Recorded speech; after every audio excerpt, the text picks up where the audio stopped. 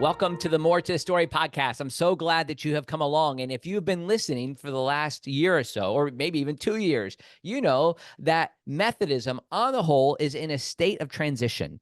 And as there have been aspects of it that have maybe been deconstructed, it's time for us to start to think about it in a way where we think about the reconstruction of Methodism. And there's a great conference happening in April 26th and 27th in Birmingham, Alabama, that I want you to know about. And I'm going to tell you more about it in just a second as we think about some of the basis of that conference in just a second. But I want you to know this podcast is brought to you by Wesley Biblical Seminary, where we are developing trusted leaders for faithful churches. We do that through bachelor's, master's, and doctoral programs. We have a lay initiative called the Wesley Institute. We'd love for you to find out more about this. And also, we have a course of study for pastors in the Global Methodist Church. Just in the last year, we've added 300 GMC pastors to this program. And it's a really exciting time for us at Wesley Biblical Seminary with our highest enrollment in our history, with more than 500 4-credit students here at this point. And I think it's reflective of the conversation we're going to have here in just a minute. Also, I'm thankful to WPO Development. They're a group who come alongside of churches and nonprofits, schools, and help them think about their future. And those who are in this stage of Methodism where they're trying to think about, well, who are we?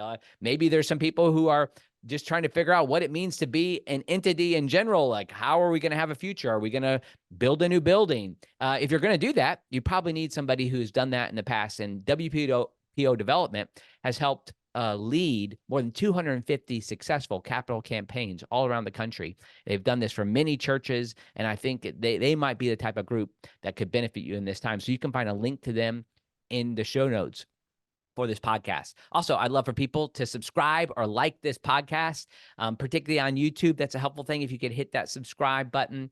Go to andymiller3rd.com. That's andymiller3rd.com. If you sign up for my email list, I'll send you a free tool called 5 Steps to Deeper Teaching and Preaching. I have a couple of small group courses that are available for people there. So I'd love for you to check all that stuff out at andymiller3rd.com. All right. I am so glad to welcome to the podcast my friend, Reverend Dr. Matt O'Reilly, who is a senior pastor at Christ Church, Birmingham, a GMC congregation, and he's the director of research here at Wesley Biblical Seminary, in addition to teaching classes in theology and New Testament and preaching. Matt, welcome back to the podcast. Hey, Andy, thanks for having me on. It's always fun to be a part of More to the Story. Yeah, we enjoy having you, and even before you and I met, I had seen the work that you're doing online, and I've always appreciated your approach, and I felt like we were doing similar things. So that might be a good lead in to some of the things that you've done through, like you have had a sense in your calling, like you've been serving as a senior pastor, but yet at the same time you have a PhD in New Testament, and you see yourself within this kind of emphasis of being a pastor-theologian. Tell us a little bit about what that is, and maybe even some of the resources that you've developed, like the Theology Project and those type of things. Yeah, absolutely. Happy to do it. So I'll start this way. When I first began feeling a sense of vocational calling to pastoral ministry, I was in college, freshman at Auburn University.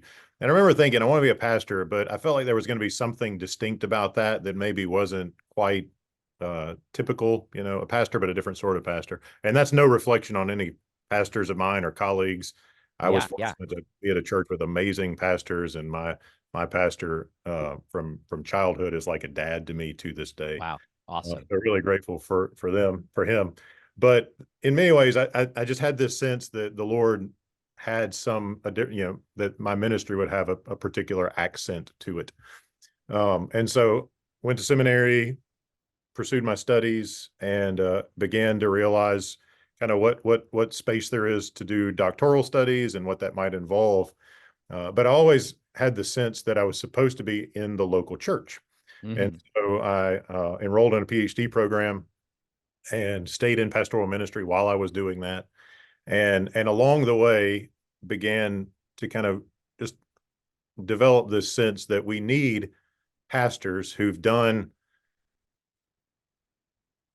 advanced or significant theological work. We need folks in the church. So a lot of times what happens is, bright pastoral candidates will go to seminary, and a professor will say, you're pretty smart, you should do a PhD. Right. I'd like to see us, and some of my colleagues say this as well. I like to say, you're pretty smart. You should do a PhD and then go pastor a church Amen. Yeah. instead of stepping away from the local church. And so the idea is, can we have pastors, people in pastoral leadership, associate pastors, lead pastors, doing serious theological leadership from the context of the local church? And that's not to say the academy has no place. It certainly does. You and I are both deeply involved in the life of the academy, Right. and but I see that as a complementary relationship. So there are some tasks that academic theologians are suited for, and there are other tasks that pastor theologians are suited for. And the questions we ask aren't always the same questions. There Right. Right. there are important questions that a theologian in an academic setting is going to consider that may not have the concerns of the church at the front. It's not Mhm. irrelevant, but it may not Right. have the concerns of the church at the front. A pastor theologian is going to be saying, let's keep the concerns of the church at the front. Like, my working agenda as far as teaching and writing, if it goes, is really aimed at the concerns of the local church. Mhm. Mhm. Um, and so over time, I became a part of the Center for Pastor Theologians, which is I encourage listeners, if they're interested in this as a vocation, to check out pastortheologians.com. And there's a lot of great resources there. And I'll say this: the center has done great work, because 10, 15 years ago, the concept of pastor theologian wasn't prominent in American evangelicalism. Right. Right. I think it really is now. It's become a term that people are familiar with. And so the Center for Pastor Theologians is largely, I think, responsible for that. We've developed a lot of partnerships with various institutions to help seminary students begin to say, hey, here's this vocation that people weren't really thinking about 10 or 15 years ago, and you're not alone, and there are pathways, and here's what that looks Yeah. like. Yeah. So that's exciting for me. And I'll say this to clarify, and then you Yeah. can Yeah. conversation. A pastor theologian is not someone who steps into the pulpit and uses a lot of technical jargon. It's not a sermon as seminary lecture. Yeah. It's about thoughtful, rigorous theological leadership. I use the Mhm. language of theological shepherding quite often. So Mhm. what does it look like for pastors to offer theological shepherding to their local church, and perhaps some of us to the broader church? Yeah, I love this. And love for you to even think about the difference with what a D-Min, which you direct our D-Min process at Wesley Biblical Seminary, what the D-Min has traditionally done. So I'm not talking about the WBS D-Min necessarily. And the difference is like a PhD. In my own experience, I had a D-Min and I'm finishing a PhD this year when I had the great privilege of working with Billy Abraham in my D-Men, and I love that experience. And it helped me be what you're talking about, a public theologian in my various appointments as a Salvation Army officer. But what I think maybe the D-Men for me missed was the engagement in the academy. Like I while I was studying, I did, and while I was writing for the D-Men, I did. But at the same time, I didn't get as much access. I had a couple of peer-reviewed articles published, but that was like totally independent. But it wasn't even a part of that process. The role of the theologian, though, is to have more engagement, maybe than a typical DMEM process does. This isn't just kind of like Right. stamping on, give you a chance of being called doctorate, but it's being called a doctor. But instead, it's this process of being a certain type of person for your church and for the academy, and like in the life of your community, right? Yeah, that's right. So, just the difference between a PhD and a doctorate of ministry: PhD is a research degree that Right. is aimed at, you have to make an original contribution to knowledge in whatever field you're working in. That doesn't have to be a huge contribution, but you have to move the conversation a little bit, right? A doctorate of ministry is aimed at questions related to the practice of ministry. You're not asked to make an original research contribution in the same level as the PhD. Also, a lot of times the language requirements are quite different. But the question is, for the doctor of ministry, is someone doing specific work, more advanced work, in relation to a very specific issue, a problem, or some issue in the practice of ministry. And what we've done at Wesley in the last couple of years with our doctor of ministry is is to sort of invite our students to say, what would it look like, whatever that, if there's a problem with the practice of ministry, or pastors are running into this problem or that challenge, what does it look like to think about that theologically? Hmm. And Hmm. and we address matters of practice with a view to theological shepherding. It's challenging. It's the sort of thing that we've wrestled with and had to ask serious questions, but it's been really fun for me to watch students kind of think through, you know, what are we running into, like in terms of our missiology. Here's some practical things that missionaries do, but are there theological aspects that maybe aren't as emphasized as they should be, right? Yeah. Yeah. Secularism is rising, and we've got students looking at what kind of theology of discipleship do we need if we're going to push back against the influence of secularism, right? Right. So just really interesting things and great questions. And it's fun for me to watch our students kind of lean into the theological leadership, as opposed to a lot of doctor ministry programs for a long time leaned into kind of social scientific case studies and things like that. And those have a place. And Yeah. even Yeah. when students do that kind of work, they're thinking about the theological foundations and questions related to theology. But I think, and you're seeing a shift right now with different seminaries who are kind of leaning into more theologically oriented doctor of ministry programs. Right. I think that's what people are wanting to go deeper in some of these questions, and I think churches are looking for this too. And it's interesting if you are a person who has like some academic interest. I think and also you're an Orthodox person in the Wesleyan tradition. You want to serve as a pastor. There are a lot of jobs right now available. And you and I have talked about this. At WBS, if you go to our employment page, I don't know if daily, but weekly, we're updating it with churches all around the country and world, but particularly around the country that have great positions that are available. But I also regularly, as an academic dean, have people contacting me who want to teach full time. And here's the hard part about that is there are not those jobs are not Yeah. plentiful. Right, right. Like when we have a posting, we are going to have dozens and dozens, even at a school that emphasizes inerrancy and the reality, like the promise of the sanctified life, like that. These are really clear distinctives about WBS.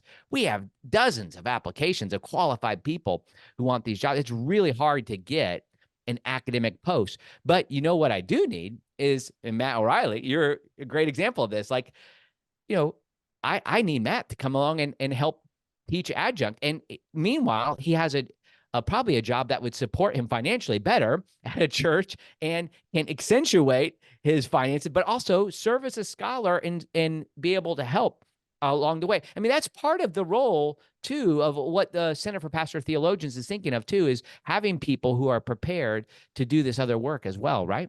Yeah, that's right. And there's some of the literature that the CPT has produced, especially in the early days, highlighted that American Christianity, American evangelicalism, um, is sometimes characterized by something of a theological anemia. You got Mhm. Mark Noll stuff, the scandal of the evangelical mind. Scandal was there was no evangelical mind, right? Right, right. But 20, 30, 40 years ago, that kind of stuff was in the air. And so we sort of said, well, let the academics, let the seminary professors do the intellectual thing, and let the pastors be the practitioners. And the problem with that is have not pastors don't normally see their work as a matter of theological identity or theological vocation. Mm-hmm. And that means that the church is not being fed theologically Yes. a healthy theological diet. And again, that doesn't mean here's 5 technical terms that you have to learn. It means that we do serious, deep engagement with Scripture, and we draw that into the life of the church and God's. The questions are, what has God made known about Himself? What has He made known about His purposes for His people and His purposes for the world and His people in the world? And those are serious questions, and the Yeah. answers to those questions are theological questions. And so the CPT wants, Center for Pastoral Theologians, we want pastors. Think of it as an identity project. This is what Yeah. Awesome. our new president frequently puts it this way. We want to form pastors to think of themselves as theologians for the complex world we live in. Amen. Yeah. Hard questions, challenging questions.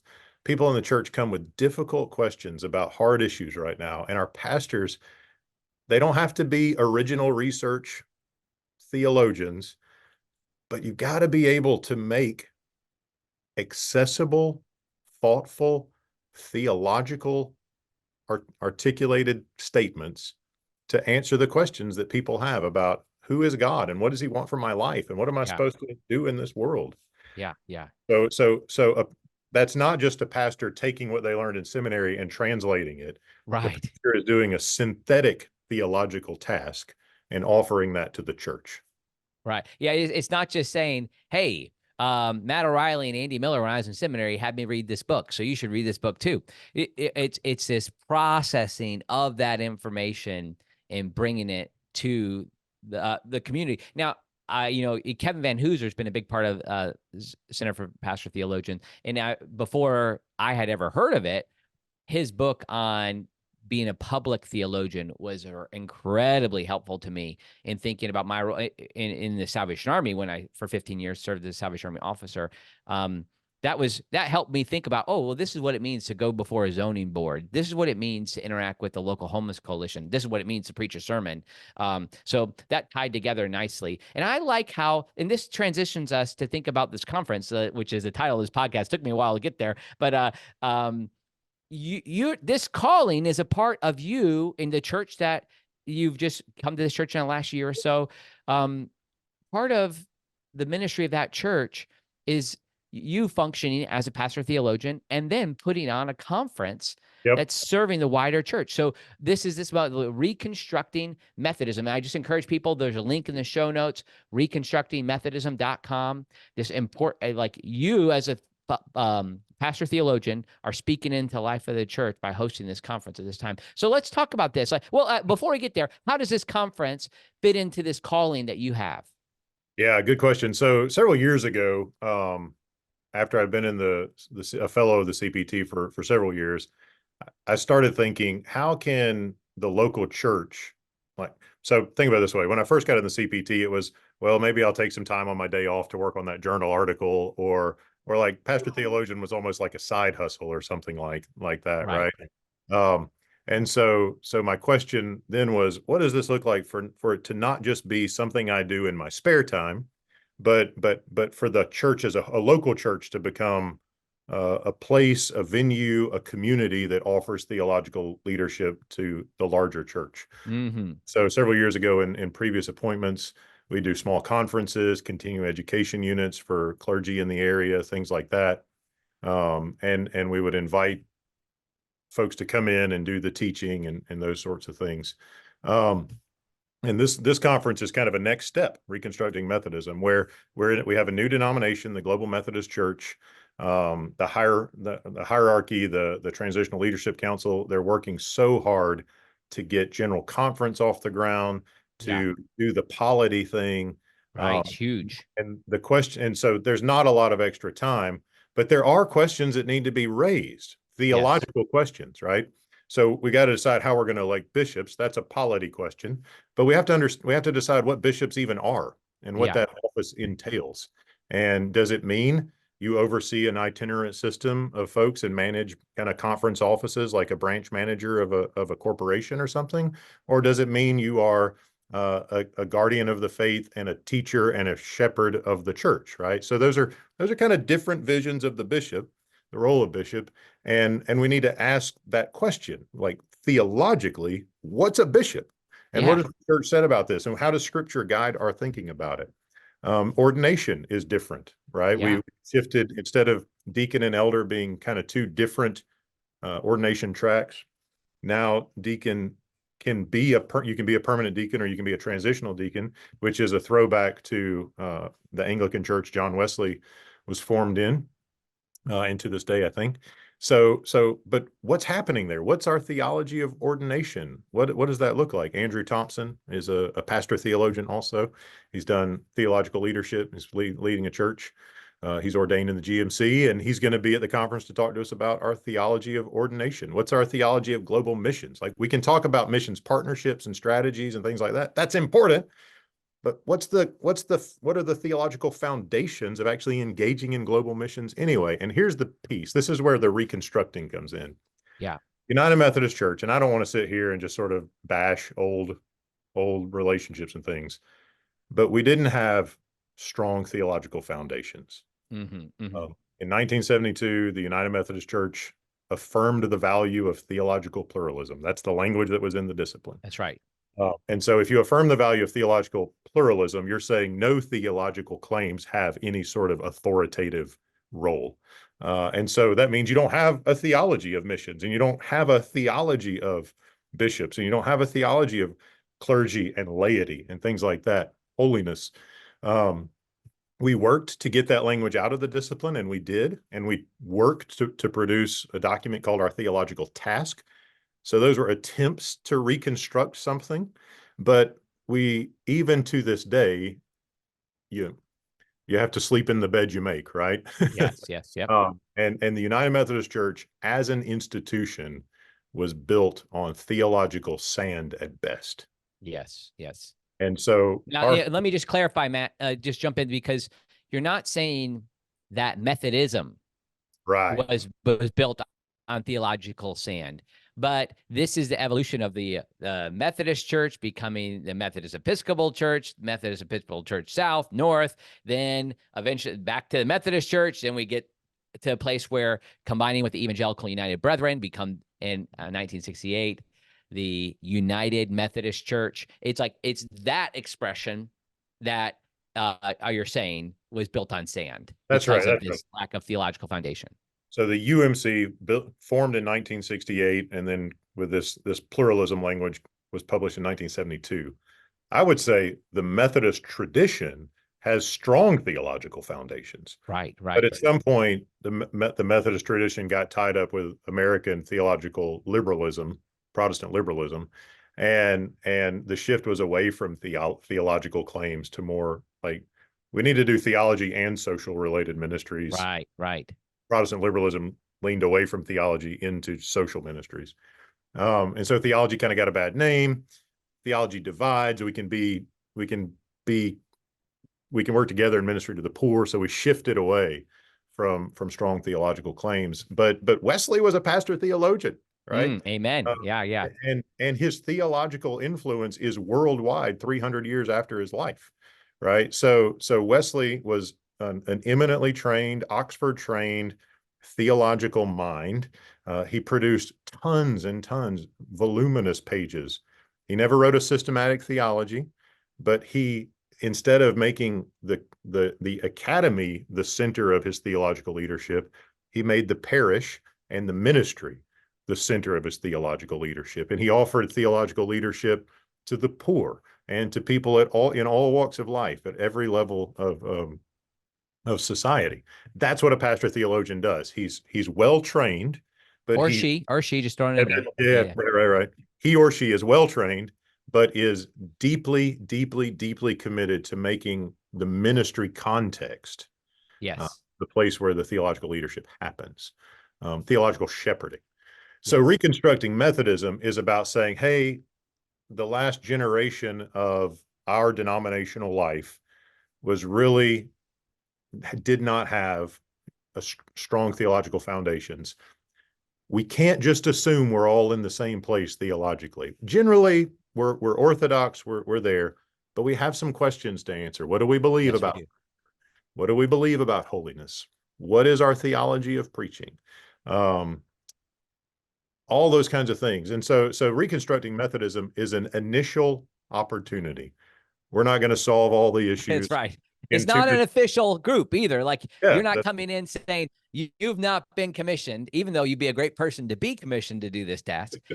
You've not been commissioned by the GMC. Hey, Matt, go solve these problems for us and present. But you're trying to just these things matter to your local church. They matter to Christ Church Birmingham, and you're trying to put your church and the assets that you have, and to be able to put on this sort of conference so that we can just begin to have these conversations.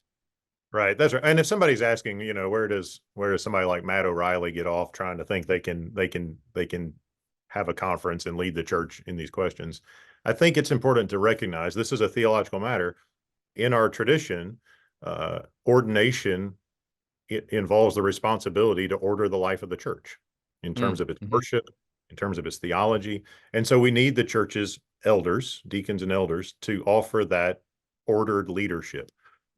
This is one of the reasons when I first got the idea for the conference, the first person I got on the program was Bishop Scott Jones, because I Yeah. thought, my thought was, if one of our bishops is present and offering leadership, then it doesn't have to be a GMC official thing, but there's a recognition there that the theological shepherds of the church, whether it's bishops or elders or deacons, whoever it may be, are collaborating. Maybe it's a grassroots effort, but that's okay in a new denomination where we don't have a ton of resources and the people in official positions are absolutely overworked trying to get Right. the polity off the ground.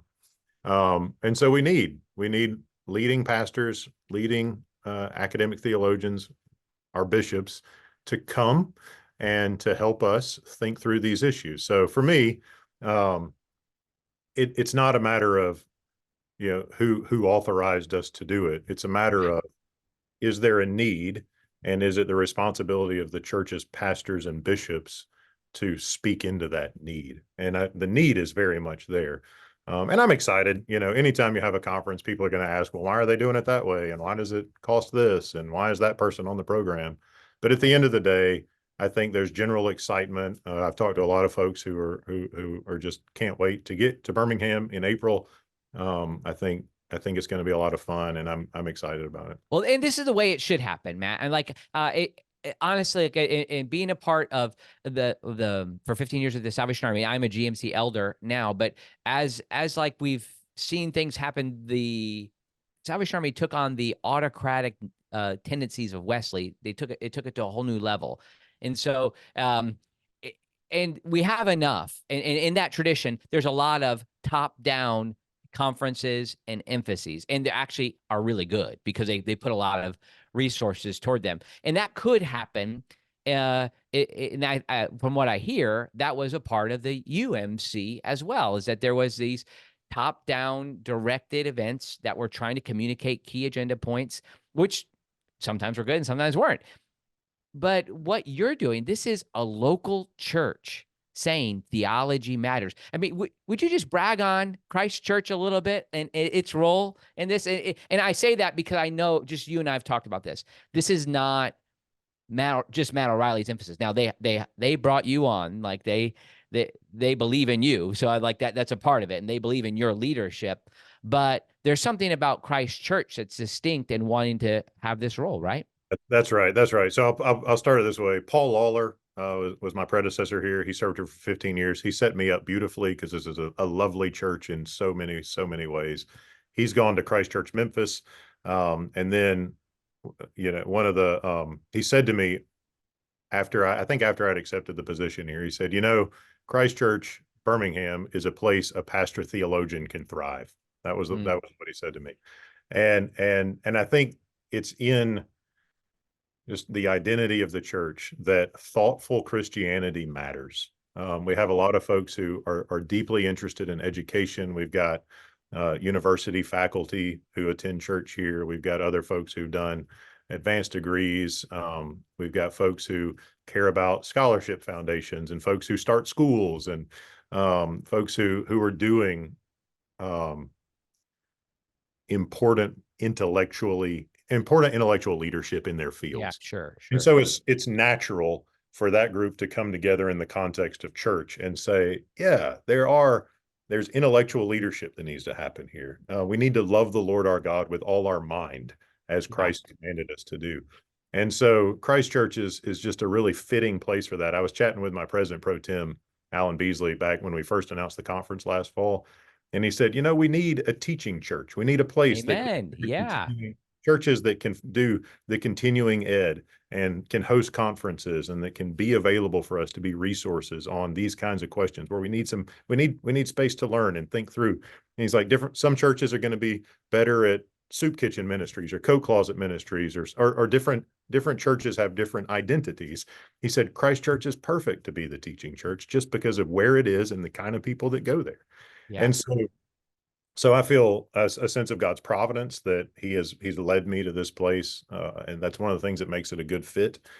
Is the things I care about are also things that our church leadership and laity care about. I Um, imagine you're not gonna, it's not like a business in itself, like a catalyst conference that's gonna make their support their budget with this. I mean, I yeah, yeah. imagine you guys aren't planning to make money I on think this. we'll I think we'll break even. Okay. If we make anything, it won't be much. um, but yeah, we've tried to price it accessibly. I mean, if you look at similar conferences, it costs way more. A 2-day conference, if you're going to go, sometimes ticket prices are $230 or something like that, 250 Wow. bucks for a couple of days. We've tried really hard to market this and to make it accessible. So you can get here for $100. In fact, ticket prices right now are $119. But if you go to reconstructingmethodism.com and you click on register, it'll take you to Eventbrite, and you can punch in more to the story as a coupon code and get $20 off. So to get under There 100, it is. More there to you the story. Inside track. go. So if is it all one word or what? Yeah, yeah, What? just more to the story, no spaces. Type it in there. You can put that in the show notes, or mention Okay. it on the podcast. But yeah, we don't want we've got to cover the cost, or we need to cover as much of the cost as we can. I will say one of the leaders at the church said to me when we were first kind of brainstorming this, they said, this is something the church needs, the denomination needs, and if we have to go in the red, we need to be the church to do it. So Wow. the sentiment amongst our leadership is it needs to happen even if we lose money on it, right? Wow. Because Christ Church wants to serve the Global Methodist Church. Wow. Um, I think we'll probably come close to breaking even. We'll see. Yeah. But at the end of the day, it is not. It's we're not setting up a business model to get into the conference business for one That's thing. that's right. Yeah, Yeah, we'll this leave is that so up. good. When you think about like what you're trying to do, again, I love that it comes from the local church. There's a local church that's a part. I mean, you see you're part of the GMC. You see yourself a part of this bigger entity, but yet it's a local church that is going to have an influence on the bigger structure and facilitating your own calling as a church within that system. So I hope like other churches might begin to see that, like we're the church that has done this. We're the Yep. ones who have emphasizes this area. And like you said, maybe it's a particular type of ministry. Maybe it's helping to remind the church about the nature of serving in a particular region. Yep. Now, Matt, one thing I wanted to think about. Oh, you want to jump in there? Let me say two Yeah, things yeah, about that. Number one, um, this is a place where Christ Church as a church is offering theological leadership, and it's no small thing that the first major theological event is coming out of a local church. amen, Right. So amen. that's a big deal. We're not having this conference at a seminary. It's not put together by a faculty. That's no denigration, but it's a local church is taking theological leadership. And it's not just me. I couldn't do this if my staff and lay leadership weren't on board. It wouldn't work. And here's the other thing. You don't have to be a mega church to do this. Christ Church is not a mega church. Okay, good, yeah, It's a strong mid-sized church, and there's a lot of churches in Birmingham that have higher attendance than we do. Um, but you can do these kinds of things. The last church I was in was smaller than this one, and we had similar events on a smaller scale. yeah, yeah, We'd that's bring right. in we'd bring people in for a couple of days and let them preach in the evenings and do continuing ed stuff for the annual conference clergy during the day. And maybe 50 people are there with John Oswalt or Bill Urey or somebody like that, Yeah. talking about holiness or talking about our tradition, and reflecting on that together. You don't have to do a huge and this isn't going to be a huge conference. We're looking at maybe a few hundred 300 people, 350 people perhaps.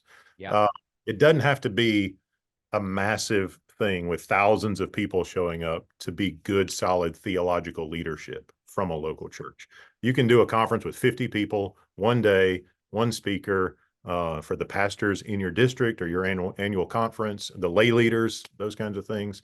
So again, it's not out of reach. And I would say churches Yes, consider do it. doing similar Yeah. kinds of things. Like let's think about who God is, what he has for us, and what our mission is together in that And way. Wesley Biblical Seminary would be glad to come alongside you and resource you in that. Like if you're looking for people who can provide that type of leadership, people who value the authority of Scripture and who are serving in this Methodist moment, like so that and yeah, we would be glad to do that. we need to see academic theologians like you and pastor theologians like me working together on these things. Amen. That's a crucial Amen. piece. And we in the academy, and I just came out of a curriculum meeting, and we need to be thinking about the local church. We have to listen. And this is one of the concerns. And this is one of the things that can happen now as what happens with the emergence of the Global Methodist Church is how well will we listen to what the church says it needs, and who is the authority. And sometimes it's very easy for us to put ourselves in a position where the seminary faculty says, we know what the church needs. And I do think seminary faculty and scholars have access to some information that local churches need to hear, but it needs to be a dialectic. Yeah. And so that's the thing, right? So for most of the time, if you get seminary faculty and pastors together in a room, it's a lecture, right? That's right. The pastors come to learn and the faculty come to teach.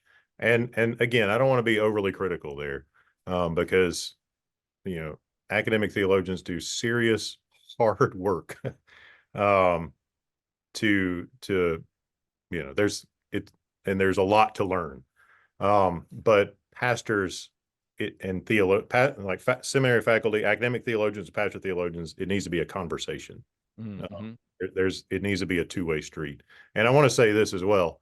At the CPT, when we use the language of pastor theologian, it's not just pastors who get a PhD. Yes. Right? Every pastor serves in some capacity as a local theologian and ought to think of themselves that way. Yes. If you stand up on Sundays and make theological claims about God in your sermon, which is what a sermon is, you're doing a theological task and you're embodying a theological vocation. Amen. So you don't need a book contract, you don't need a PhD, but you do need to be thoughtful. You need to engage in ongoing study and reflection, read the right kinds of things, get together with some colleagues in town, read some good theology together, so that you're developing your ability to speak accessibly and yet robustly. And so you are the theologian for your local church, right? Yes. Yeah. Even if there's 0 degree, even if you don't have a high school diploma, which is some of the case in some of the course of study situations. That's right. So even if you don't have a degree, you're the theologian in your local church, and it would be wise to spend some time in study and reflection on how you can be a good theological leader in your church. Alongside that, there are some pastor theologians who are going to do an advanced degree, who are going to write books or journal articles or podcasts or whatever they do, and have the opportunity to offer theological leadership beyond the local church. Yes. Right.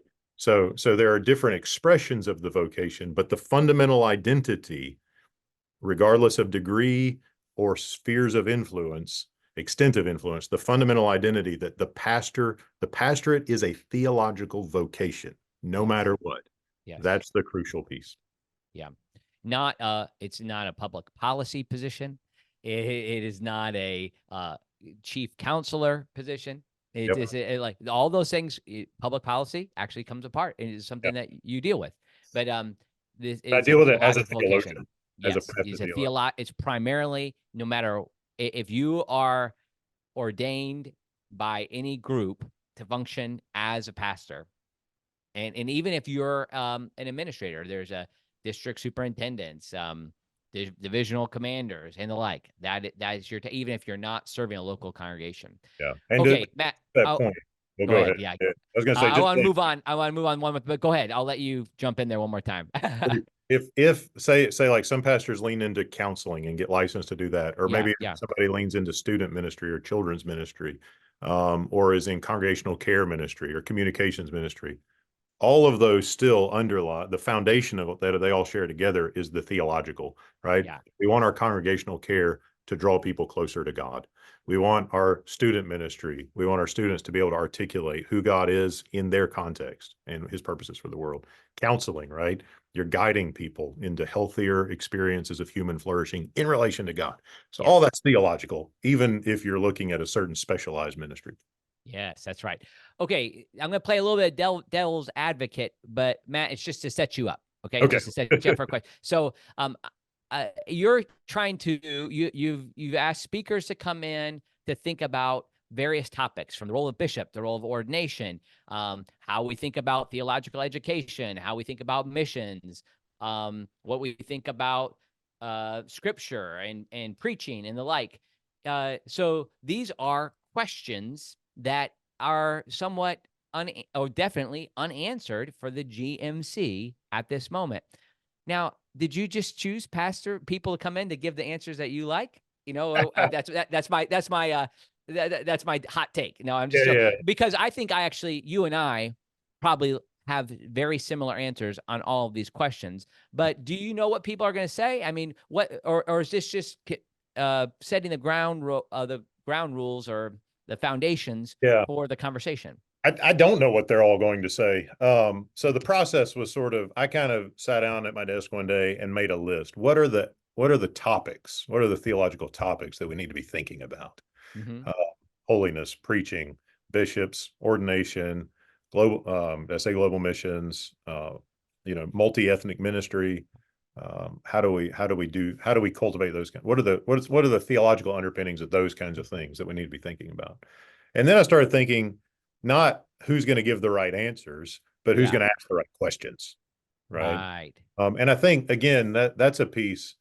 One of the things in the CPT we find is, if you were to come and sit in on one of our fellowship meetings, you would find um, pastor theologians from Anglican, Baptist, Presbyterian, Methodist, Lutheran backgrounds. So we disagree on all kinds of stuff. But we can disagree and still be friends. We disagree charitably, and at one level, maybe your training prepares you for that, and your love for the church prepares you for that. But for me, the goal isn't just to get the right answers out there. It's the process of thinking through the questions, Mm-hmm. Mm-hmm. theological shepherding, right? So I wanted people who would help the church get clear on the right questions, and Mm-hmm. then perhaps lay out some pathways, trajectories, maybe some proposals come out of this that we talk about ahead of General Conference in the fall. It wouldn't surprise me. It wouldn't surprise me if Bill Arnold has some recommendations on how we should be thinking about theological education. He and I've had some conversations on that. That's an ongoing conversation, though. It's not like Matt and Bill got together and it's like, here's the plan and here's what we want to, Yeah. Yeah. a legislative agenda. We both have similar visions of theological education. We think it's aimed at the same thing. Um, and we want to invite the church to reflect on that together. And we want people to raise questions, right? Mm-hmm. I have strong views about a lot of things, but I'm entirely happy for colleagues like you or other pastors to say, well, have you thought about this? And that's fine, but here's a problem that is going to come up. That's okay. We can Yeah. we can Yeah. ask those kinds of questions. We don't have to be right about all of the things. I don't have all the answers, and we're Yeah. not going to answer all the questions in 2 days.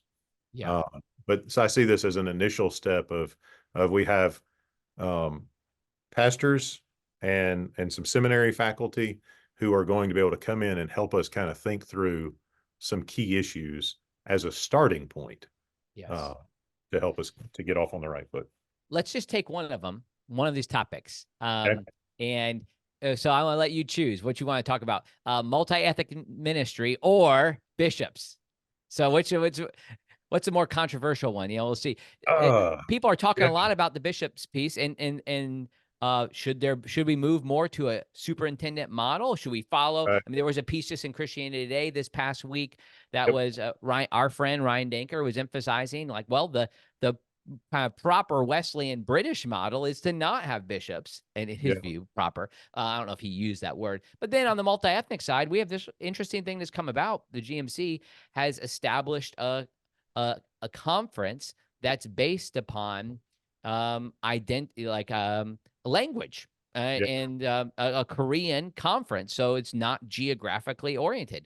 Well, Yeah. there's a huge decision that have been made. So maybe we'll hit both, but I'll welcome you to kind of give your thoughts on one of those two. Yeah, yeah. Well, on the bishop side of it, I've thought a lot about the bishop's side of it, and I've thought a lot about multi-ethnic ministry too.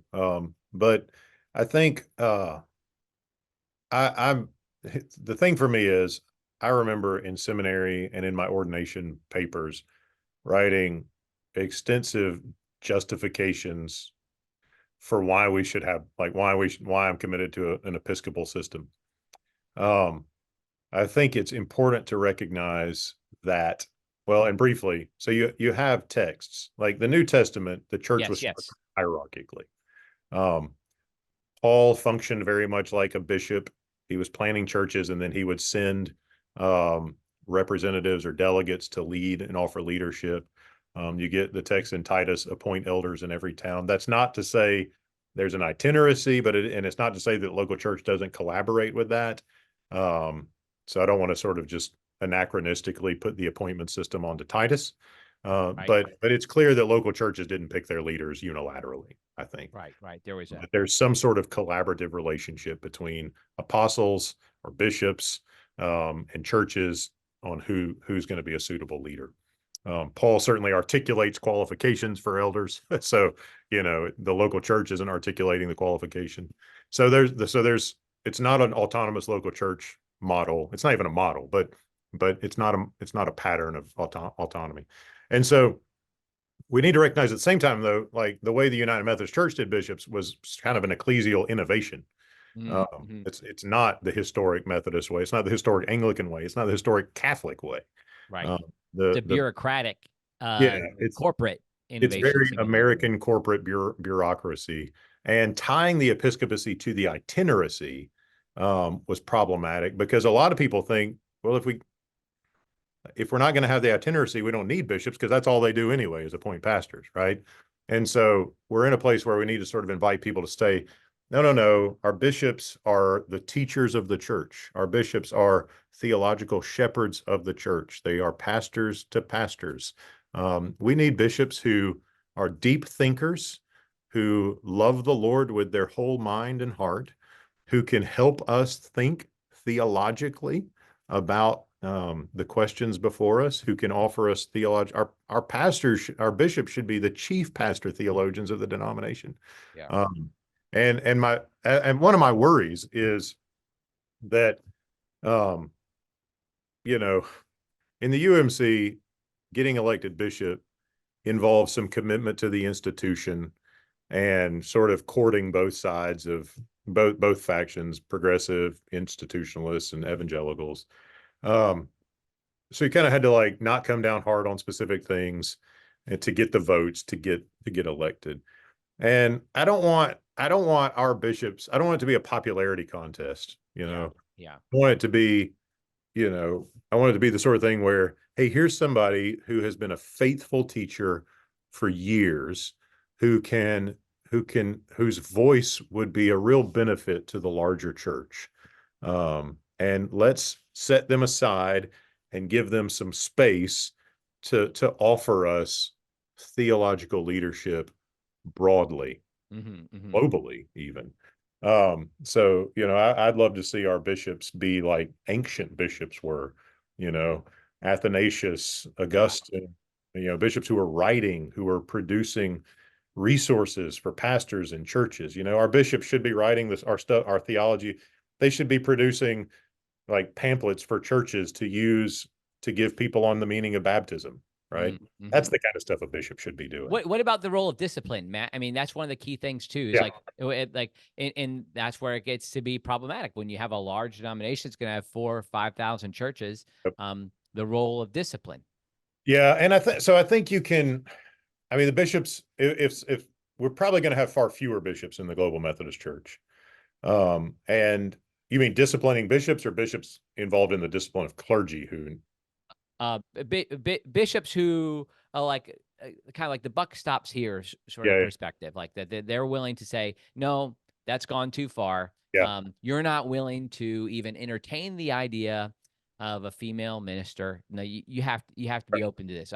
Or there's a moral failure and somebody comes in and says, look, if you're going to be a part of the GMC, this church is the GMC church, this pastors with this moral failure can't operate. So I think annual conferences can have structures in place to deal with a lot of that may not need to, the bishop may not have to be the primary hands-on person administering a judicial discipline.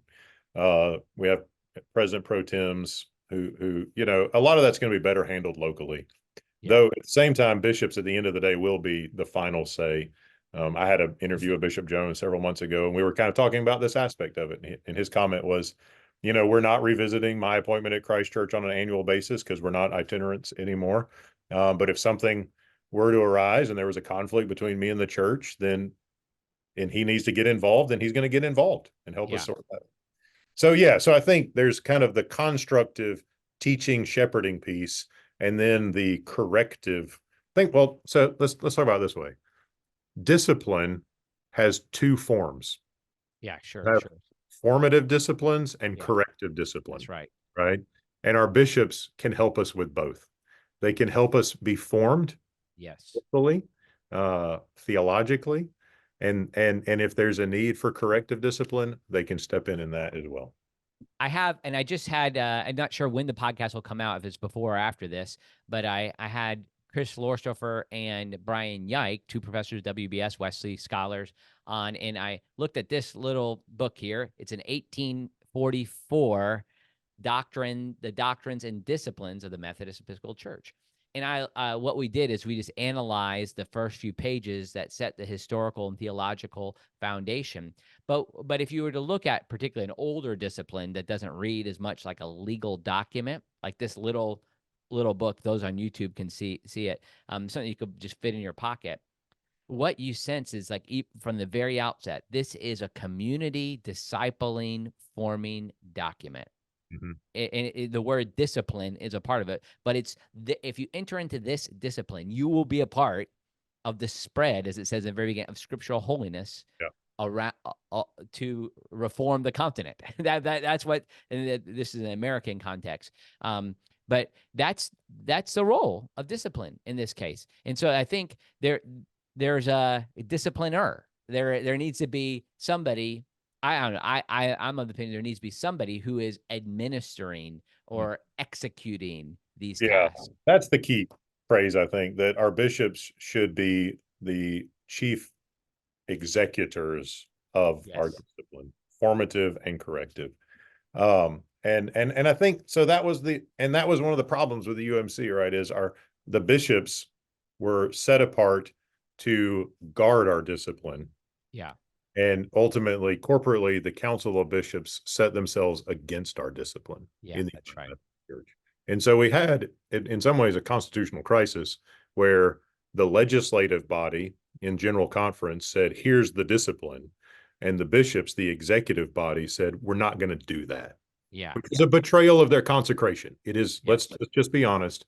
If you are consecrated to execute the discipline and you refuse to do it, you have violated your consecration vows. Mm-hmm.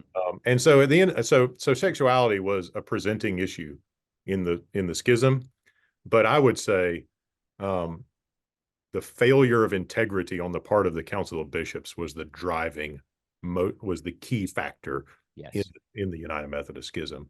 And so what we need are bishops who will execute, who will guard and advance our doctrines and discipline. Mm-hmm. If they won't do that, they don't need to be bishops. And so we're going to Yep. set accountability structures to make sure that happens the way it should.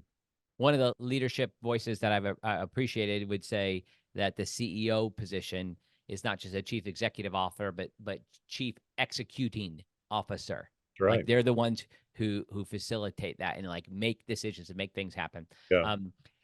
It's interesting, like what we're talking about, the nature of discipline is the challenge that I know that if anybody from the other denominations that are listening to my podcast have hung in here this far, right, to hear this, I hope you have. This is the challenge that's facing the Nazarenes, Wesleyans, Salvation Army, even some of the smaller denominations, AIM, Congregational Methodists, and the like. Like these groups, like if you're going to say that this is your identity, and there needs to be some execution of that policy, of those shared beliefs, so that yes, sexuality is a presenting issue. If somebody says, no, in our church we're going to go ahead and marry same-sex couples, we're going to engage in a practice that's distinct, or we're going to be predestinarian in our doctrine. Well, you've stepped outside of what the shared commitments are, and there needs to be discipline for that. If not, we really end up functioning as separate groups. And this is what the UMC experienced for 30 years. And this is what I'm a broken record on this, Matt. Like I've just been saying over and over again, that this is the challenge in the Salvation Army. This is a challenge in the Nazarene Church right now. And they have to, like, if you don't want what's happened in the GMC with the UMC, there has to be this sort of execution facilitated. That's right. No, I agree wholeheartedly. If you're going to if you're going to create and perpetuate an identity, Yes. All identities have norms that have to be guarded. Yes. Oh, this sounds like something connected to your dissertation. Well, it's certainly something I learned in my research. Yeah. So those are key. If you go back and find, Matt and I at some point in the past talked about his thoughts on the resurrected bodies and community formation, community identities. It's amazing how these type of things come together. You can find that in a past episode, I think, that we had together. Well, Matt, I've held you a little longer than I probably promised, so I appreciate you taking time with me in the midst of this busy schedule. Tell us again how they can find out about the conference and, of course, the More to the Story code. Yep. So reconstructingmethodism.com, you'll see speakers, breakout sessions, schedule, lodging, travel information, things like that. And it's online too, right? You can access it online. Yeah, so at reconstructingmethodism.com, just pull up the website, click register now to register. That will take you to the Eventbrite page where you can purchase a ticket. And if you use More to the Story, no spaces, just one long smashed together word, More to the Story, in the coupon code box, it'll give you $20 off the current registration. Yeah. Oh, what I meant, sorry. Thank you for, of course, thanks to the More Story code. But is there a, can people view it live while it's happening? So it's an in-person only event. Okay, gotcha. And the reason for that is this is the first time we've done an event of this magnitude, and we want to make sure that the in-person experience is as rich and excellent as it can be. If we do something else in the future, which we haven't decided whether we will or not, we'll consider that. But I think I get that, it'd be nice to be able to hear and access, the talks, but we really want to lean into the shared conversation of people being present, interacting with our speakers. And we just want to make the in-person experience as great as it can be. That's great. That was good to know. Well, Matt, I always ask, is there more to the story of somebody? I have that for a theological reason, that there's more than just getting our sins forgiven. But is there a hobby or something that you're doing now? Or I imagine you're pulling for Bruce Pearl and the Auburn Tigers here in the NCAA tournament. But what's more to the story of Matt these days? Yeah. We are in birthday season in our house. So all of my kids have birthdays, and I do, in March and April. So within 2 weeks, there are 4 out of the 5 of us have birthdays. So that's our life is wild right now. My oldest son just turned 15, and everybody's moving up a notch. And so we are deep in baseball season and deep in birthday season, which is chaotic and fun and all kinds of stuff at the same time. So that's fun. I have 2 kids who have the same birthday. Oh yeah. Yeah. So I know how that goes. Like all of a sudden, a quarter, more than half my kids change ages at the same time. So yeah. So we just call it birthday season. I love it. Well, thanks for coming along, Matt. It means a lot to me. Appreciate all the work you're doing as a pastor theologian and for us at WBS, but with this conference too. So folks, check that out.